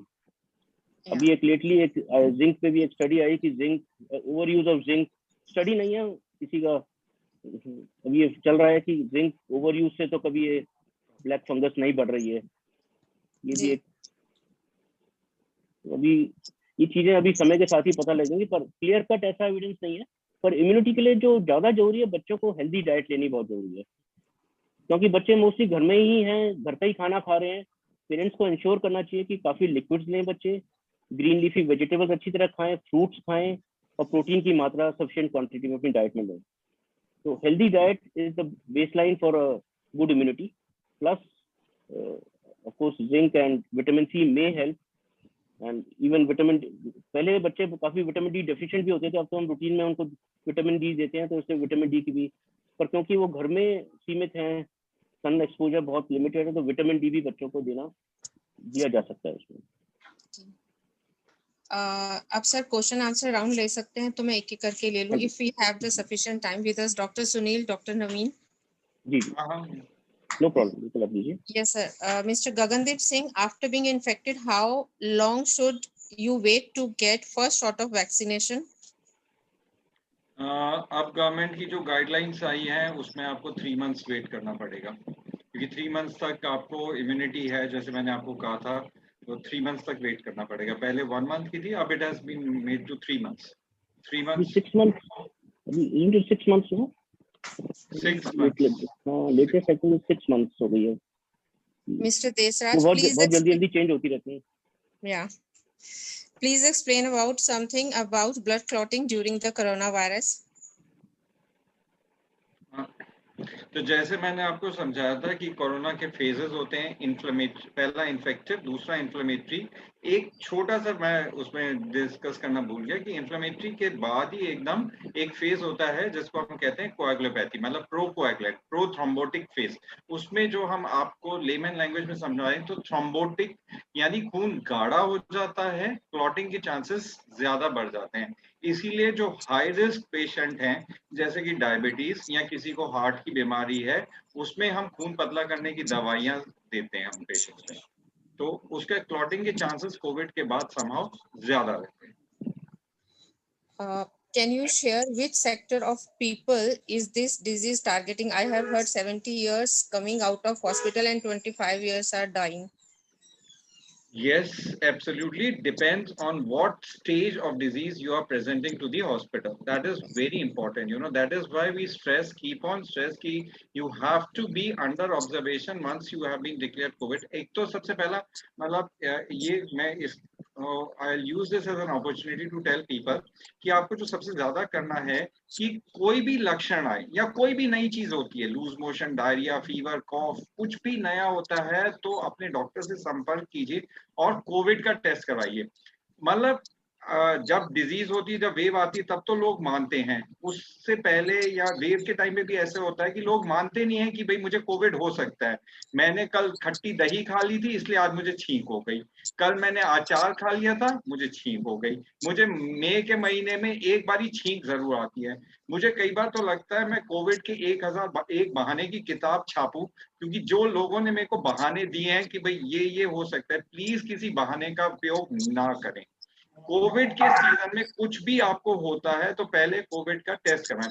अच्छा, ये इंपॉर्टेंट 2 तरीकों से है, एक तरीका नहीं है कि आपके खुद के लिए और आपके अपनों के लिए। It is important that you have to take care of your own near and dear ones. आपको पता है कोविड से कंजक्टिवाइटिस भी हो सकता है, तो कोई भी नई चीज हो तो पहले आप अपना कोविड का जरूर टेस्ट करवाएं कि ये कहीं कोविड तो नहीं है। एक तो कोविड का जो हमें फेज है लंबा है, 1 to 10 डेज, कम से कम 10 दिन का हमें देखना है कि 10 दिन तक मरीज को कोई नई दिक्कत तो नहीं आती है। जैसे आपने कहा, होता क्या है, मैं आपको उदाहरण देता हूं कि 25 साल का, जैसे उन्होंने कहा ना कि 25 साल को भी हो रहा है जबकि 70 साल बच रहे हैं। होता क्या है कि बुखार हुआ, 3 दिन बुखार हुआ है, चौथे दिन वो बंदा बिल्कुल फिट है, उसको लगा कि अब तो मैं बिल्कुल ठीक हूँ, अब तो मैं सब कुछ काम वाम कर सकता हूँ, अपने रूटीन में आ गया, ठीक है। लेकिन उसको ये नहीं पता कि कोविड की जो डिजीज है वो 10 दिन तक हमें ऑब्जर्वेशन कम से कम चाहिए। 7वें 8वें दिन उसका सांस फूलने लगता है, जो पहले भी फूल रहा था शायद थोड़ा बहुत उसने इग्नोर किया, उसने पल्स ऑक्सीमीटर से अपना सैचुरेशन नहीं देखा, 7वें 8वें दिन में उसकी सांस फूली, जो इतनी फूली कि वो उसको हॉस्पिटल जाना पड़ा। तो ये दिक्कतें आती हैं, मतलब मैं I can not blame the general population for that. Unfortunately, in my own known, I found out that one of my doctor colleague, she was looking after her kid, उसका बेटा था 21-22 साल का, तो हर दूसरे दिन she used to call me कि इसको ये हो रहा है, इसको इसका CRP इतना है, मैं क्या करूं। And that person was managed successfully, वो कोविड से बाहर आ गया। The 12th day of that patient's disease, मुझे मेरी कोलीग का फोन आया कि I am having bronchospasm, मुझे सांस की दिक्कत हो रही है। Now, which means that colleague somehow neglected her symptom. उसने अपना खुद का सिम्टम निग्लेक्ट किया जबकि वो एक वो थी। तो दिस इज वेरी इंपॉर्टेंट कि कोविड के सीजन में आपको कुछ भी अगर नया होता है तो प्लीज कंसल्ट योर डॉक्टर। आप ये मत सोचो कि ये तो मेरे को मई में हर साल जुकाम होता है, ये उसी का है। एक ने तो मेरे को ये भी बहाना दिया कि हमारे वो पड़ोस में घर बन रहा था तो वहां से मिट्टी उड़ी तो मेरे को लगा उसकी वजह से मुझे छींक आई है। तो ऐसे मत अपने आप को झूठी तसल्ली। It is good to be optimist, it is good, positive होना एक अच्छी बात है, लेकिन ओवर कॉन्फिडेंट होना खराब है। तो दिक्कत ये आ रही है कि जहां 25 साल ये सोच के बैठता है, चौथे 5वें दिन उसका बुखार ठीक होता है तो वो सोच के बैठता है कि अब तो मैं ठीक हूँ, अब तो मुझे कुछ है ही नहीं। लेकिन उसको ये नहीं पता कि कोविड में एक दूसरा फेज आने वाला है, इन्फ्लेमेटरी फेज आना है, जिसमें साइटोकाइन स्टॉर्म होते हैं, जिसमें आंधी बह सकती है, और जो सबसे खतरनाक फेज होता है। तो इसके लिए भी सचेत रहना है। Mr. Rastogi has asked that I have taken both doses within a gap of 1 month, had COVID and recovered. It means I have developed the antibody. Is it so, sir? Yes. Yes, likely because Yes. 2 doses and Why there is natural a infection as well. measure of 99.5 and 100 in COVID patients, which is become normal after 2-3 hours, even without taking any medicine, sir? उस जैसे मैंने कहा कि even if you have 99.5 या 100, आपको Covid है तो आपका वो 10 दिन का सफर, आपको 10 दिन वो वेट करना है before you are declared cured. Even अगर 99.5, ये तो चलो ठीक है, आपको फीवर आया, अगर आपको फीवर नहीं भी आया, आपको सिर्फ बॉडी एक्स हो रहे हैं, कई लोग तो ऐसे भी आए कि जिनको सिर्फ बॉडी एक है, कई लोग तो ऐसे भी आए जिनको सिर्फ स्मेल गया और कुछ नहीं था, बाकी वो ठीक थे। तो you have to wait for 10 days in every person. So is it normal कि बिना मेडिसिन के भी 99 से 100 तक फीवर आता है और वो अपने आप उतर जाता है, फिर आ जाता है, फिर उतर जाता है? बिल्कुल इट इज नॉर्मल। ज्यादा हम ये एडवोकेट नहीं कर रहे, आपके चैनल के थ्रू मैं ये बिल्कुल स्पष्ट कर देना चाहता हूँ कि हम ये एडवोकेट नहीं कर रहे कि आपको दवाइयाँ चाहिए ही चाहिए। We are not advocating, we are not favouring the use of over use of medicine. What we are saying is कि you need to be under observation for that particular period. We are not advocating की medicine आपको 99 बुखार में tablet paracetamol चाहिए नहीं, बिल्कुल। Can test कराना, मैं टेस्ट जरूर करा लेना चाहिए, टेस्टिंग। जी, can a cured person infect others? सर जब हम डिक्लेयर करते हैं किसी को क्योर, ये याद रखिए कोविड में ना थोड़ी सी समझदारी की जरूरत है, बस थोड़ी सी समझदारी रखिए। मतलब आपके पास दिक्कतें बहुत आएंगी पर थोड़ी सी समझदारी। कोविड पेशेंट इन्फेक्टिव कब होता है? एक कोविड पेशेंट लक्षण के डेवलप होने से 2 दिन पहले इन्फेक्टिव हो जाता है, उसका आप कुछ नहीं कर सकते कि भाई मेरे को आज जुकाम हुआ लेकिन 2 दिन पहले से ही मैंने वो शायद लोगों को स्प्रेड किया होगा, उसका तो नहीं कर सकते। पर जब हाँ मेरे को कोल्ड हुआ तब मैं एक अपने कमरे में बंद हो जाऊं, क्योंकि उस कोल्ड से मेरे को 9 दिन तक इन्फेक्टिविटी रहेगी, मेरी 9 डेज की इन्फेक्टिविटी मेरी रहेगी। जब मेरे को पहला सिम्टम हुआ था, मेरा कोई भी पहला सिम्टम हो, मेरा बुखार अगर पहला सिम्टम था तो उस बुखार से, अगर मेरे को खांसी पहले आई थी तो मेरी खांसी से, अगर मेरी स्मेल गई थी तो मेरी स्मेल, किसी भी लक्षण को पहले दिन जब लक्षण आया हो उससे अगले 9 से 10 दिन आपकी इन्फेक्टिविटी रहती है, 9वें 10वें दिन आपकी इन्फेक्टिविटी खत्म हो जाती है। इसीलिए अगर आपका कोर्स ठीक रहा हो, 10 दिन तक आपका ठीक रहा हो, तो दोबारा कोविड टेस्ट करवाने की जरूरत नहीं होती। कई लोग हमसे कहते हैं कि मेरे घर में बच्चे हैं, मैं कैसे करूं मेरा कोविड पॉजिटिव, दोबारा टेस्ट की, इसलिए ये सब साइंटिफिक बेसिस पे बेस्ड है कि भाई 9वें दिन इन्फेक्टिविटी अपने आप खत्म हो गई, तो 9वें दिन इन्फेक्टिविटी खत्म हो गई तो आपको टेस्ट करवाने की जरूरत ही नहीं है। Right. Mr. Vivek Khandelwal, what is the reason of increase in CRP even after 15 days of reported negative? Reported negative मतलब नेगेटिव आप किस हिसाब से हुए? देखिए अगर आपका ऑक्सीजन लेवल मेंटेन कर रहा है, सीआरपी आपका थोड़ा सा हाई है तो कोई दिक्कत नहीं है। तो अगर आपको आपके डॉक्टर ने कह दिया है कि आप क्योर्ड हैं, क्योर्ड में जो हमें देखना होता है, जो हमारी परिभाषाएं हैं बहुत ही सरल बनाई गई हैं, they have been made simple and for a resource limited country like India also, कि आपको लास्ट 10 दिन का आपका टाइम है, जब से आपके लक्षण शुरू हुए उससे 10 दिन का टाइम है। लास्ट के 3 दिन में अगर आपको बुखार नहीं आता है, लास्ट के 3 दिन में अगर आपका ऑक्सीजन सैचुरेशन 95 से ऊपर है, यानी ऑक्सीजन वैल्यू 95 से ऊपर है, तो आप क्योर्ड हैं। उसमें चाहे आपकी सीआरपी की वैल्यू अगर थोड़ी हाई भी रहती है तो कोई दिक्कत नहीं है। सीआरपी बाकी फैक्टर से भी बढ़ सकता है, जैसे मैंने कहा कि कई बार सेकेंडरी इन्फेक्शन की वजह से भी सीआरपी बढ़ता है। तो सिर्फ हम एक चीज को नहीं देखते, काफी सारी चीजें देख के फिर हम डिक्लेयर करते हैं कि ये बंदा क्योर्ड है। तो सीआरपी का इन्फेक्टिविटी से कोई लेना देना नहीं है। ऐसा नहीं है कि आपकी सीआरपी बढ़ी है, सीआरपी तो इन्फ्लेमेशन सेकेंड फेज में ज्यादा बढ़ती है, तो सीआरपी इन्फ्लेमेशन का ज्यादा मार्कर है rather than infectivity. It means sir कि 15 दिन के बाद अगर नेगेटिव होने के बाद भी सीआरपी हाई रहता है तो कोई खास बात नहीं है।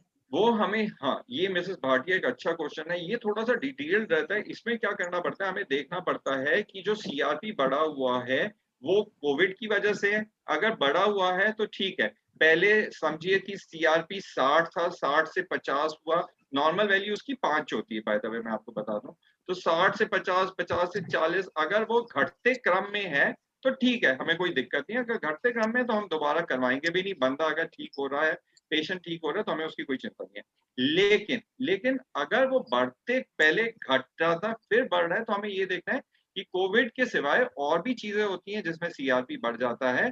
कोविड के बाद सेकेंडरी इन्फेक्शन, बैक्टीरियल इन्फेक्शन होने के चांसेस होते हैं जिसमें सीआरपी बढ़ जाता है। Or are all the patients supposed to go through the stage of inflammation of their lungs? Very good question, very good question. No, not necessary. No, very good question. तभी किसी का CT scan 25 में से 22 score होता है, किसी का 0 होता है, 0 on 25, विच मीन्स कि डिजीज जो है आपकी अपर रेस्पिरेटरी ट्रैक्ट तक ही रही, वो नीचे आपके लंग्स तक गई ही नहीं। तो दोज आर लकी पीपल कि आपकी डिजीज यहाँ तक लिमिटेड हो गई, it did not go to the lower respiratory tract. It is not necessary you will have lower respiratory tract symptoms. Why a patient getting treatment for COVID gets heart attack, even his COVID is getting recovered? Very good. That's what we said. That's what we said, that the COVID disease has infective, inflammatory and a prothrombotic phase. Prothrombotic phase means जिसमें उसको heart attack, stroke जैसे events बढ़ जाते हैं। हमने कई patient, heart attack का तो इसलिए पता नहीं चलता कि इमीडिएटली आता है, हमारे पास कई पेशेंट्स कोविड के बाद स्ट्रोक के भी आए हैं कि जिनको पैरालिसिस हो गया, हाफ बॉडी पैरालिसिस हो गया।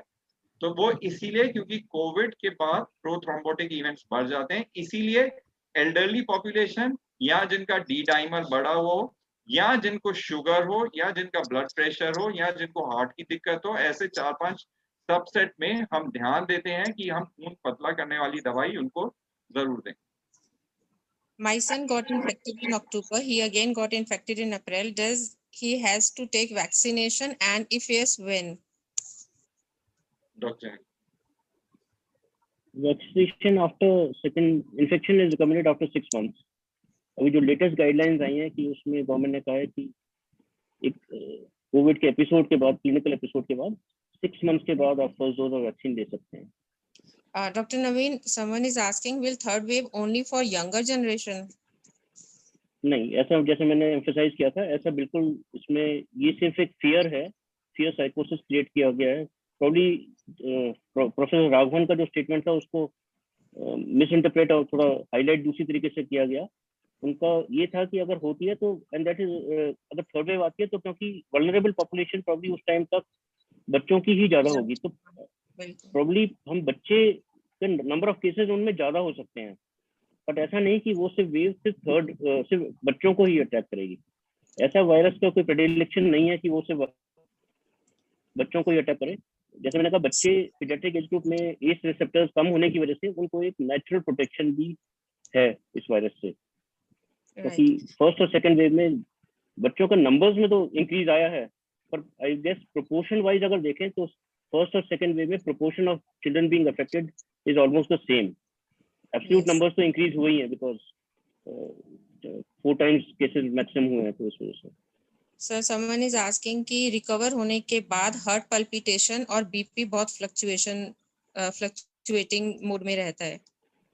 यस, बिल्कुल सही उनका कहना है। कई बार क्या होता है कोविड के बाद, जैसे मैंने कहा, इन्फ्लेमेशन होती है, तो हार्ट में इन्फ्लेमेशन होने की वजह से हार्ट की मसल्स में इन्फ्लेमेशन हो जाती है, तो उसकी वजह से कई बार पल्स रेट ज्यादा होती है। हमने देखा है कोविड पेशेंट्स में कई बार हमने ये फाइंड किया है कि उसमें पल्स रेट बढ़ जाती है, तो फिर वो पल्स रेट देखते हैं हम, कोई कारण मिलता है, अगर कोई कारण नहीं मिलता तो उसको कम करने के लिए दवाई देते हैं।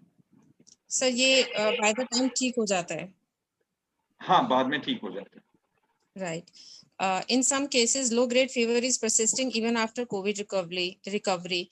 It vanishes automatically during the day without any medicine. How long it continue? And do we need to worry if the typhoid is also not detected? Sir, आप बच्चों में हमने देखा है कि काफी बच्चों में जब वो एक तो सिम्टम्स उनको बहुत माइल्ड होते हैं और उनको इनिशियली 4-5 days फीवर आता भी है, पर उसके बाद भी जो पेरेंट्स यूजुअली कंप्लेन करते हैं कि एक स्पाइक 99.3 99.4 बिल्कुल low grade spike once a day आती है और वो ऑलमोस्ट 1 week 10 days तक और चलती रहती है। तो एज जैसे एडल्ट्स में हम लोग एडवाइस करते हैं, इसी तरह बच्चों में भी हम टेस्ट कराते हैं, वो सारे टेस्ट बिल्कुल नॉर्मल आते हैं। So what we have observed that this without antipyretics, without crocin being given, this subsides by itself. इसका क्या कारण है ये exactly नहीं कहा जा सकता, probably mild inflammation persists in the tissues and that is the cause of this. बिल्कुल ठीक कह रहे हैं मिसेस भाटिया। मैं 1 मिनट इंटरप्ट करूंगा। ये लास्ट टाइम हमें बहुत दिक्कत हुई थी, इस वेव में तक तो हम समझदार हो गए थे। लास्ट टाइम क्या होता था कि एक पेशेंट को हमने डिक्लेयर कर दिया कि ठीक है, लेकिन 1-2 दिन बाद फीवर 99, 100, और हमारे कई सहयोगी डॉक्टर्स थे जिनके साथ ऐसा हुआ था कि हमने डिक्लेयर कर दिया था कि वो ठीक है, घर भेज दिया था, फिर वो 2 दिन बाद उनको एडमिट करना पड़ा 99 फीवर के साथ। अच्छा, सारे टेस्ट करवा लिए, जैसे मैंने कहा कि दूसरा बैक्टीरियल इन्फेक्शन नहीं है, जैसे आपने कहा कि टाइफाइड भी हो सकता है, वो सारे टेस्ट करवा लिए, वो नेगेटिव। तो लेकिन हमने ऐसे पेशेंट्स में ये देखा कि वो अपने आप उनका ठीक हो गया फीवर, कुछ टाइम बाद 7 से 8 दिन बाद उनका बिल्कुल ठीक हो गया। तो सर जो बात कह रहे हैं बिल्कुल ठीक कह रहे हैं, वो प्रोबेबली इन्फ्लेमेशन की वजह से है। आप इन्फ्लेमेशन के लिए हमने कुछ दवाइयां दी, जैसे इंडोमेथासिन आती है या एनसेड्स होती है, इन्फ्लेमेशन के लिए हम वो दवाई देते हैं, उससे पेशेंट्स यूजुअली रिस्पॉन्ड करते हैं। लेकिन इससे पहले कि आप ये कहो कि ये सिर्फ इन्फ्लेमेशन के लिए, हम बाकी टेस्ट करवा के बाकी चीजें रूल आउट कर देते हैं। अभी जैसे आपने ये बहुत अच्छा सवाल पूछा, अभी हमारे पास एक पेशेंट है जो कोविड से ठीक हो गया और अब वो टाइफाइड के साथ एडमिट हुआ है और ब्लड कल्चर पॉजिटिव टाइफाइड। मतलब ये बड़ी हैरानी की बात है कि बंदा घर में था, पहले हॉस्पिटल में था, फिर घर में था, बाहर का उसने खाना खाया भी नहीं, फिर उसको ब्लड कल्चर पॉजिटिव कैसे आया, ये इसका हमारे पास जवाब नहीं है। Okay. Sir, how to protect newborns from the virus? Newborns के बारे में जो अभी गाइडलाइंस हैं उसमें baby who is born to, उसमें दो कंसर्न हो सकते हैं कि मदर नॉर्मल है, कोविड नेगेटिव है, उनका बेबी हुआ तो एज यूजुअल सारी प्रिकॉशन घर में ली जाएंगी। एनी पेशेंट, कोई किसी भी फैमिली मेंबर को अर्लीस्ट कोई सिम्टम आता है तो he should isolate themselves. Mother and newborn should stay together, और दोनों नेगेटिव हैं तो कोई प्रॉब्लम नहीं है। प्रॉब्लम तब आती है अगर मदर पॉजिटिव है, she deliver the baby, and how to handle the baby. इसके लिए रिकमेंडेशन ये है कि बेबी को मदर के ब्रेस्ट फीडिंग कंटिन्यू रखना चाहिए। किसी भी कंडीशन में हमें बेबी का मदर फीड स्टॉप नहीं करना चाहिए, पर उसमें प्रिकॉशंस लेके मदर फीड करें। लेने से पहले एक तो डबल मास्क यूज करें फीडिंग के, जब बच्चे को फीडिंग के लिए लें। डबल केयर गिवर कोई और होंगे, पर फीडिंग के लिए मदर बच्चे को हैंडल कर सकती है, कुछ देर अपने पास रख भी सकती है। हैंड वॉश करें, ब्रेस्ट को क्लीन करके फीडिंग करा के फिर अपना केयर गिवर को हैंड ओवर कर दें। उस टाइम पे मास्क लगा के रखें और बच्चे को पूरी तरह हैंडल कर सकते हैं। ये न्यूबॉर्न के लिए केयर है। इन काफी केसेस में न्यूबॉर्न भी पॉजिटिव होते हैं। हमने कुछ बच्चों का टेस्ट कराया तो न्यूबॉर्न भी पॉजिटिव आया, पर फॉर्चुनेटली किसी भी बच्चे में कुछ सिग्निफिकेंट सिम्टम्स नहीं आए और वो 4 या 5 दिन में ही नेगेटिव हो गए और नर्सरी से डिस्चार्ज हो गए विदाउट मेजर सिम्टम्स। तो ये तीनों सिचुएशन है। हाँ जी जी जी। Is taking steam and garlic is effective in COVID? And if yes, for younger ones also? Yes, steam definitely has a very important role. We recommend for all children more 5 years and above. Garlic, I'm not too sure. I think Dr. Masand would be able to answer regarding garlic. Gargle, sorry, not garlic, Garlic, gargle. see, gargles, gargles, yeah, gargles. Yes, sir, gargles are certainly. They are useful. Yes.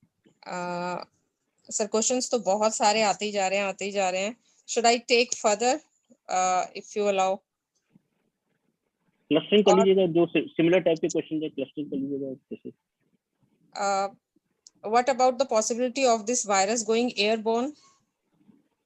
Yeah, that's a very scientific and that's a very nice question. That's very difficult to answer. You cannot say about that. There is some evidence that this virus could be getting airborne. It is. You have to take all precautions. You have to wear a mask. And why did this question arise? Because when people were not even in contact with each other, there were people in 2 separate rooms and they got COVID. So that is what made people believe that yes, this could be an airborne transmission also. So you are right. You have to take precautions. This could be an airborne. Sir, after logging, feeling weakness on leg side, moreover, severe constipation after COVID, what should be taken? Even no improvement with medicines. Okay, what you can do is actually we already have vitamin D deficiency in most of us. So vitamin D deficiency and over and above that you have COVID, so it all gets precipitated. So I would advise you to take the consultation with your doctor and take vitamin D. You can have gastric disturbances due to COVID because of the inflammation that we just discussed. Inflammations in the intestine, you could have constipation, you could have loose motions as well. So you can take medicines, appropriate medicines for that. Laxatives, you can take laxatives for some time till the inflammation lasts. If my CRP is 16 and I'm not COVID patient, can I take the vaccine? Yeah, there was no recommendation. Just we started doing it. Otherwise, there was no recommendation for getting CRP done for taking vaccination.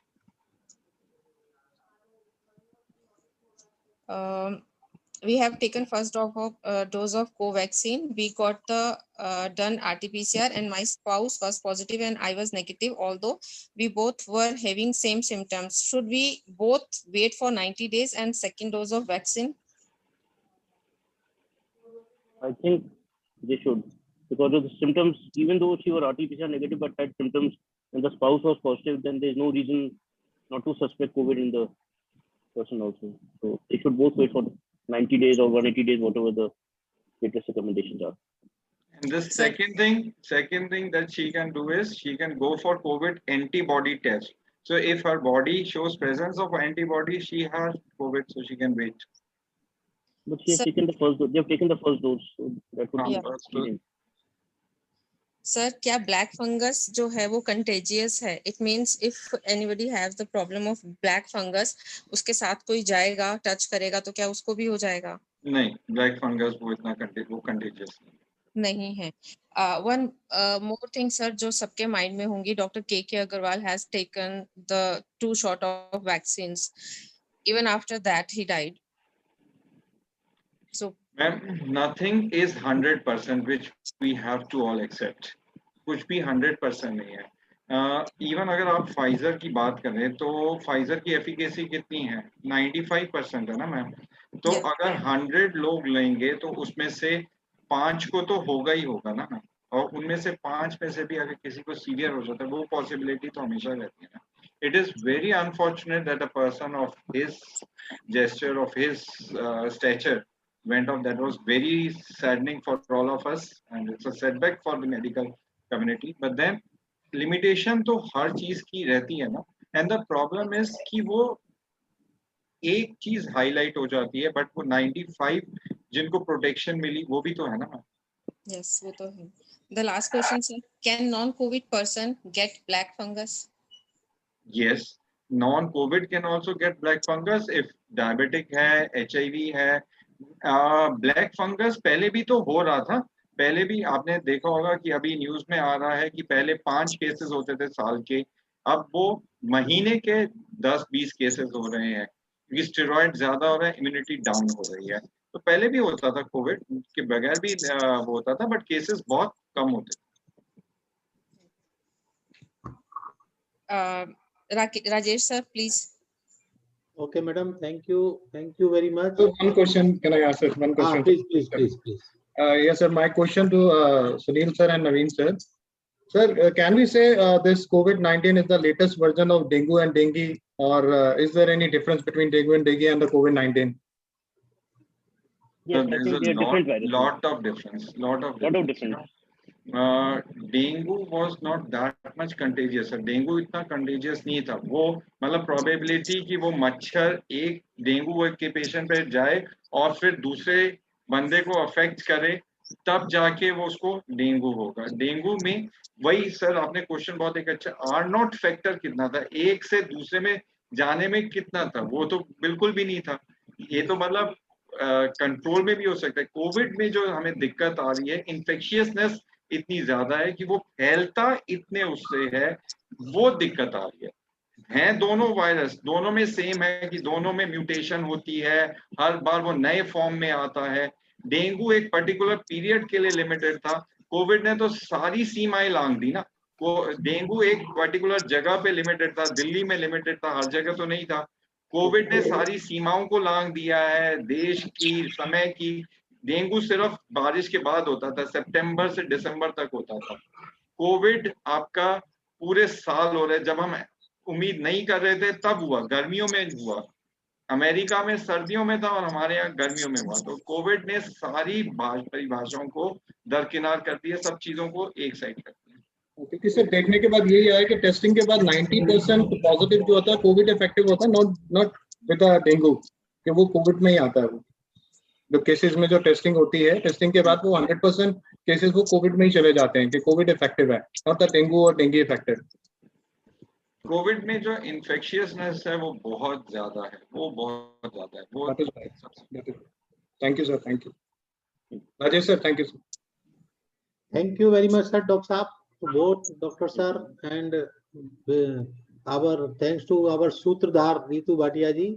But the formal vote of thanks I would like to request Rajiv Kohli ji kindly present a vote of thanks, sir.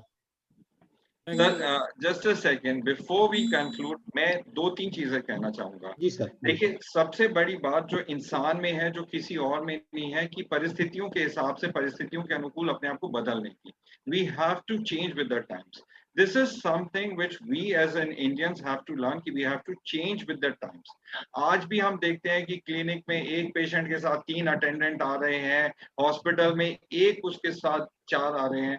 Health की अगर आप definition तो देखें तो health physical, mental, social, spiritual wellbeing है। तो spirituality में तो हम बहुत अच्छे हैं, लेकिन फिजिकली ये मौका है जो कोविड ने हमें दिया है कि हमें फिजिकली और इमोशनली दोनों में स्ट्रांग होना है। जब हम छोटे थे तो संस्कृत में हम एक वो पढ़ते थे कि एक परिवार के लिए एक व्यक्ति को छोड़ना पड़े तो छोड़ो, अगर एक गांव के लिए एक परिवार को छोड़ना पड़े तो छोड़ना पड़ सकता है, एक देश के लिए एक गांव को छोड़ना पड़े तो छोड़ना पड़ सकता है। तो आपको ये देखना पड़ेगा कि आपको इमोशनली अपने आप को स्ट्रांग करना है, फिजिकली और इमोशनली अपने आप को स्ट्रांग करना है। अपनी हेल्थ पे आपको आधा एक घंटा ध्यान देना और इमोशंस पे अपने आप को काबू रखना है। होता क्या है कि बच्चे को होता है तो माँ बाप उसके साथ जाके सो जाते हैं, नहीं बच्चे को अकेला कैसे छोड़ें, और उससे वहां से एक चेन निकल जाती है। तो अगर टॉक एंड आपने बड़ी अच्छा एक्सप्लेन किया। R03 जो फैक्टर है उससे हमारा ग्रोथ, इसके इतनी इन्फेक्शन इतनी ज्यादा है, कुछ कहने की हद नहीं है। And basically we are generally our guard got lower and we never had our social distancing and उससे ना मास्क लोगों ने डालने शुरू कर दिए बिकॉज आफ्टर 1 ईयर सोचा मेंटली किसी पास ये आ गया मेंटल थॉट थी कि 1 साल हो गया कोविड खत्म हो गया दोबारा आएगा नहीं। So it was free for all, people just load everything और उससे इतना ज्यादा बढ़िया कुछ नहीं आ गया। But now then very clearly I said कि इम्यूनिटी जो आएगी या तो मेरे को इन्फेक्शन है उसके बाद मेरी इम्यूनिटी आएगी, या वैक्सीन से आएगी, या मेरी हर्ड इम्यूनिटी से आएगी सर। और वेरी राइटली जिनको कोमॉर्बिडिटीज है, हार्ट की तकलीफ है, डायबिटीज है, ब्लड प्रेशर है, किडनी है, उनके लिए तकलीफ ज्यादा है because the probability of their being a fatality in that case is much more higher and the side effects of oxygen steroids are showing in 5 to 7 days are very infective stage pointed out, then the inflammatory stage, then the prothrombotic stage. Sir third wave आएगी लेकिन हमें डरना नहीं है, हमें panic नहीं करना है। Again social mask, social distancing, hand washing is a parameter and हमें निडर होकर रहना सर, इससे डरना नहीं है। ज्यादा लोग डर से दहशत से बड़े लोग जा रहे हैं। Sir thank you very much for such an rise and illuminating talk sir, both of you. Thank you sir. हम लोग थर्ड वेव प्रिवेंट भी कर सकते हैं पॉसिबली, अगर हम सभी माने तो। That is very important. Thank you Sir, one more thing I must want to say here. Doctors हम उन्हीं को अच्छा कहते हैं जिनकी डायग्नोस बहुत अच्छी होती है, और यहाँ पर मैं सर के लिए बात बोलना चाहूंगी। हमारे दोनों डॉक्टर्स हमारे हॉस्पिटल्स के वन ऑफ द जेम्स हैं, और इनके डायग्नोसिस इतने अच्छे हैं, इतने अच्छे डायग्नोसिस हैं कि I am really feeling very lucky to both of them to be here with us and they spare their valuable time with us. Thank you Dr. Naveen, thank you Dr. Sunil. Thank you so much. Thank you sir, thank you madam, thank you. Thank you sir. Right.